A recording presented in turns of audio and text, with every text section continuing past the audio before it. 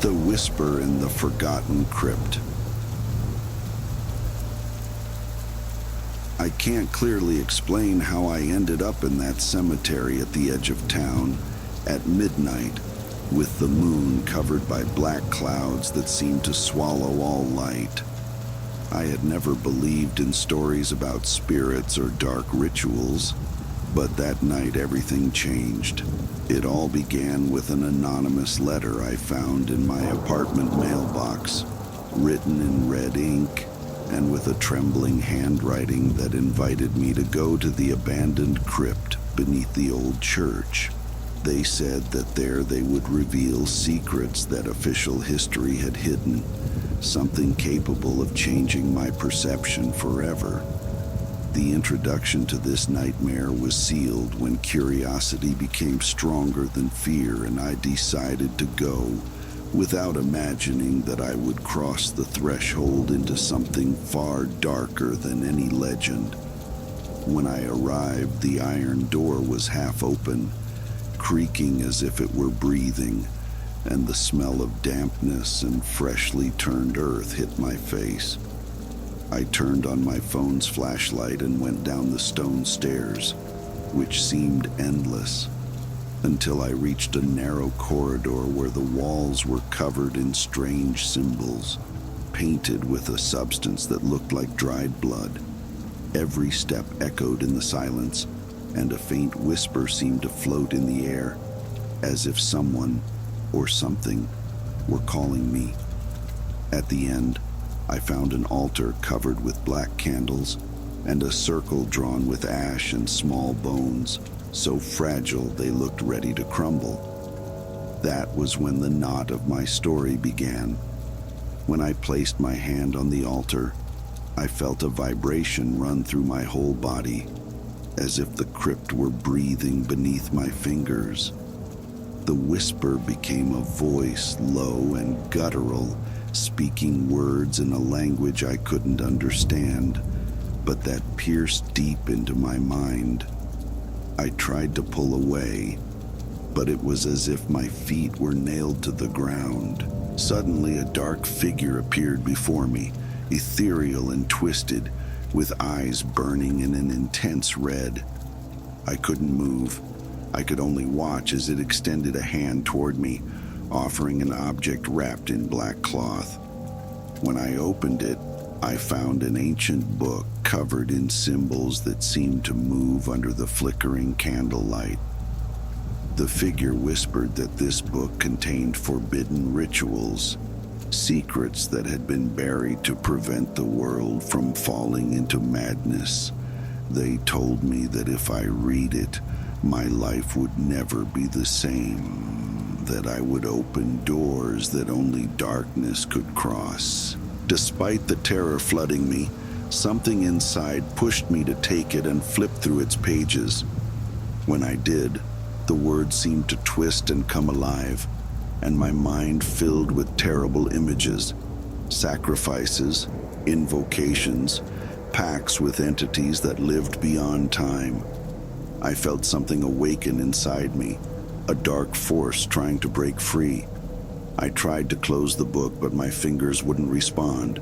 The air grew heavy and an intense cold wrapped around me, as if the crypt itself were claiming me. The figure spoke to me of a ritual, one that could grant power in exchange for an unimaginable price. It offered me the chance to take part to obtain what I had always desired: knowledge, control, the ability to change destiny. But its warning was clear. Once begun, there would be no return. Desperation took hold of me, and in a final attempt, I threw the book to the ground and ran toward the exit. The stairs seemed endless, and the whisper turned into screams that chased me, echoing in my head like a relentless storm. I reached the door, which slammed shut behind me, leaving me in the cold night with my heart pounding wildly. The ending came days later, when I began to notice changes in myself. Voices whispered in the darkness of my room, shadows moved at the edge of my vision, and a constant feeling of being watched consumed me. I tried to get rid of the book, but it always reappeared on my table, open to pages I didn't remember reading. My sleep became a maze of nightmares where forbidden rituals repeated again and again, trapping me in an endless cycle. Finally, I understood that when I entered that crypt, I had sealed an invisible pact, one that bound me to forces I could neither control nor understand. The whisper in the forgotten crypt never stopped, calling me to return, to sink into complete darkness. Now, every night I hear its call, and I know that if I give in, I will lose my soul forever. But I also know I cannot escape, because the forbidden ritual has already begun, and I am part of it forever.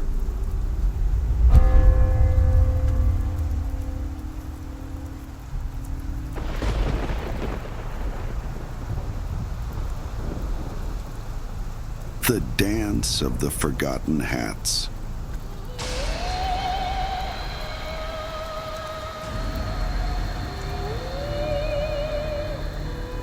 Ever since I can remember, in the town where I grew up, there was an old legend about a group of women who, under the full moon, performed forbidden rituals to keep the balance between what is visible and what is hidden. No one dared to speak about them out loud, and even less to go near the forest where, they said, whispers and strange lights appeared on summer nights. I, however, always felt a mix of fear and curiosity that pushed me to challenge those warnings. Everything began the night my best friend Clara disappeared without a trace. The search was unsuccessful, and suspicion fell on the old mill, an abandoned place people avoided because they believed things happened there that no human eye should witness. I decided to go there, hoping to find some clue, although part of me wished to find nothing at all. When I arrived, the moonlight faintly illuminated the decayed structure and the brambles covering it. I moved through the shadows, and suddenly a strange sound stopped me. A soft, hypnotic melody that seemed to rise from the heart of the forest. I followed the song to a clearing where a circle of hooded figures danced around a blue fire as cold as ice. Their movements were fluid and synchronized, and in their hands they held straw hats decorated with withered flowers and black feathers. In the center of the circle, Clara's silhouette seemed to lose itself in the dance, her eyes closed and an expression wavering between peace and terror. I wanted to scream, to run, but my feet seemed buried in the earth. I felt an invisible force pulling me toward the fire, and then a voice, sweet and deep at the same time, spoke to me without moving its lips. You have crossed the threshold of forgetting. Now you are part of the eternal dance. An icy cold wrapped around me, and the blue fire turned into a shadow that began to surround me with its invisible fingers. I tried to resist, but the music became deafening and my senses blurred. When I woke up, I was lying at the edge of the forest with dawn painting the sky red. In my hand there was a straw hat, just like the ones the figures wore, but empty, without flowers or feathers. Since then, I have felt that something inside me changed. My mind fills with fragmented images of the dance and the fire, and sometimes I hear the melody in the wind, calling me back. I try to tell what I saw, but the words slip away like water through my fingers. I know Clara did not leave. She is trapped in that forbidden cycle. And now I too belong to that ritual that defies death and time. The dance continues, even if no one else sees it, and its empty hats wander through the town, reminding us that some pacts cannot be broken without losing reason and soul. Every full moon I fear they will call me again, that the melody will drag me back to the circle where reality dissolves, and where the forgotten hats keep spinning in an endless dance. One night, unable to resist any longer, I followed the whisper of the wind to the clearing. There, the blue fire shone with an intensity that seemed to devour the darkness, and the hooded figures spun in unison, their shadows cast like ghosts on the trees. This time I did not stop. I crossed the circle and felt a shiver run down my spine. The lipless voice spoke to me again. "You do not fear forgetting, but the truth it holds." Then the central figure lifted her head, and in the gloom I recognized Clara's face, pale but serene. She held out the empty hat to me with a trembling hand, and in a sigh that sounded like wind through leaves said, "This is the price of knowing what lies beyond the veil." I knew that if I took that hat, I would join the dance forever, trapped between worlds, condemned to be just another echo in the ritual that defies time and death. Trembling, I accepted, and as the music rose to a crescendo, I understood that some secrets can only be kept in the silence of the forgotten.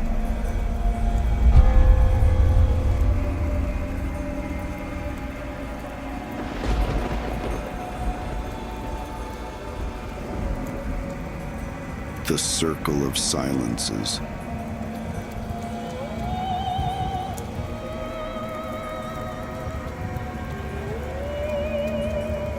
The night I discovered the circle, I understood that certain secrets are meant to remain buried, and that breaking the silence can cost more than one is willing to pay.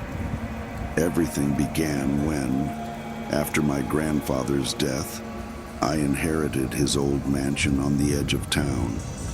It was never a place that attracted me. Its walls dripped with stories and shadows, and the neighbors whispered that forgotten rituals were practiced there, forbidden by the church and feared by all. Curiosity, however, was stronger than fear.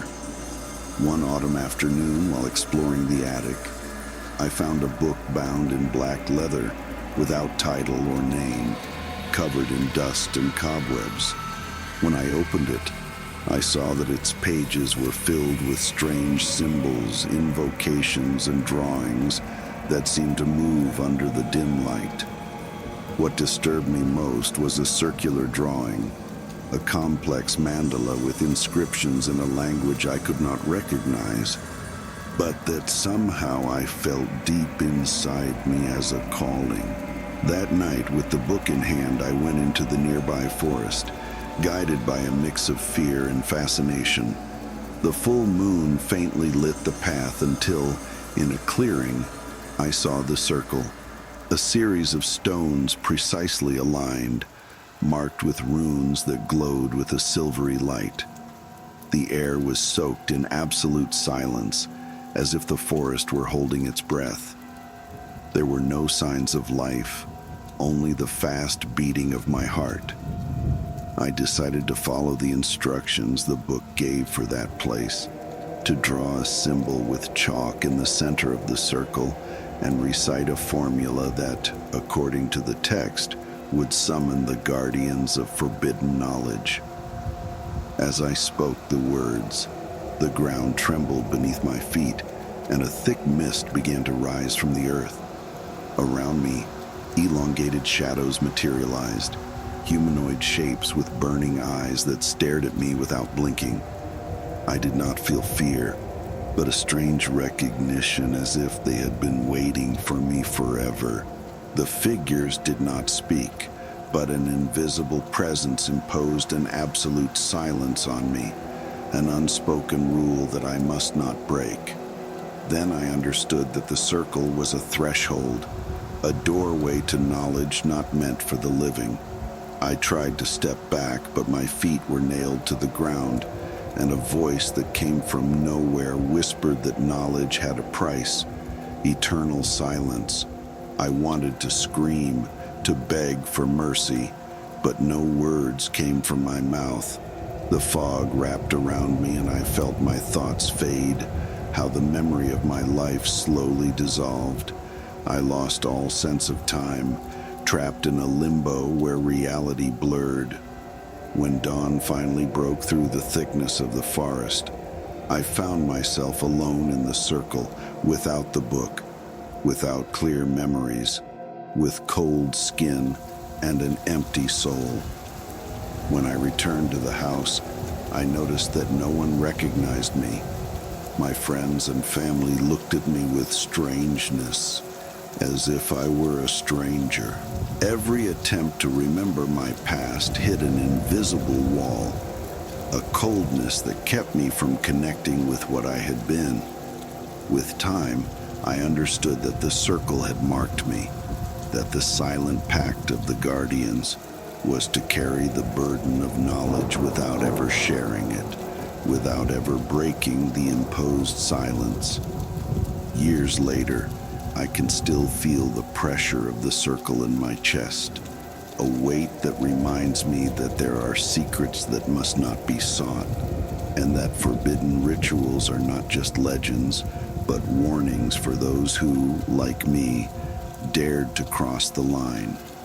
And on the darkest nights, when the wind whispers through the trees, I hear a murmur calling me back, an echo of voices reminding me that the circle is still there, waiting for the next soul to break the silence.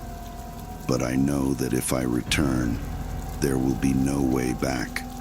The circle will trap me forever, and my voice will be lost in an eternal whisper. One afternoon, while walking near the clearing, I met Elena, a young woman from the town with eyes that reflected the same unease I felt. Somehow, she too seemed drawn to the mystery of the circle. We decided to join forces and share our experiences, even though we knew that doing so was to defy the imposed silence. Together, we plunged into the search for answers, uncovering ancient tales and facing shadows that reminded us that some secrets must remain sealed. But the circle does not forgive, and soon we understood that our alliance was also a shared sentence, a silent bond that would tie us together beyond time and fear.